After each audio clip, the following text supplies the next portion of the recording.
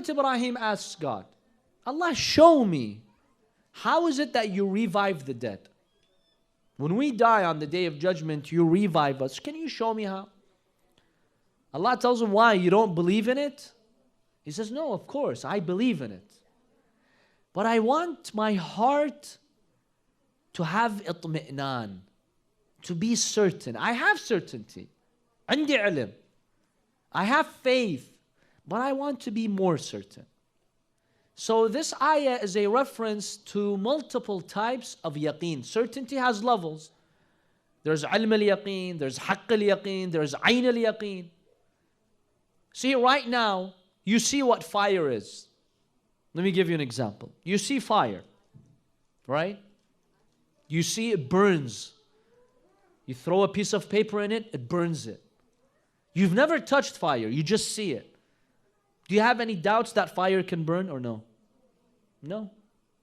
You have no doubt whatsoever. You know this fire burns. You've seen it. You've seen others get burned. You've seen a full building getting burned. So you have no doubt. But when you touch it and you feel the heat and you get burned, what does that do to you? Does it add something to your experience? Or no, it's exactly the same. It adds something. You knew that fire burns. You could swear 1,000,000 times, Wallah, this fire burns. You know that. You don't have any doubts.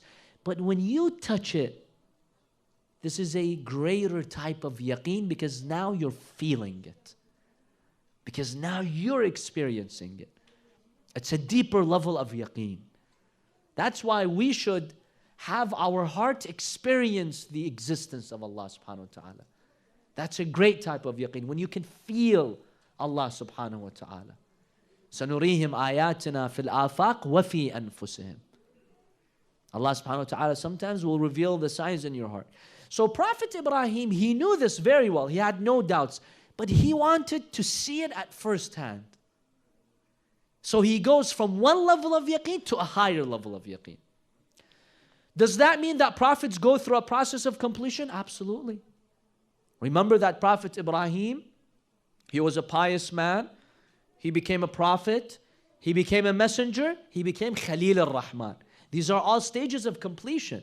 When Allah would test a prophet, they would pass that test. They would go higher in their test. Allah would give them a new position.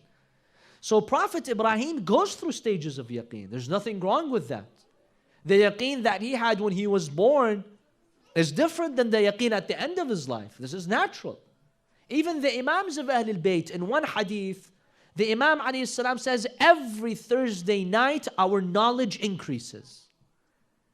Even though the Ahlul Bayt are at the highest peak of knowledge, but it still increases.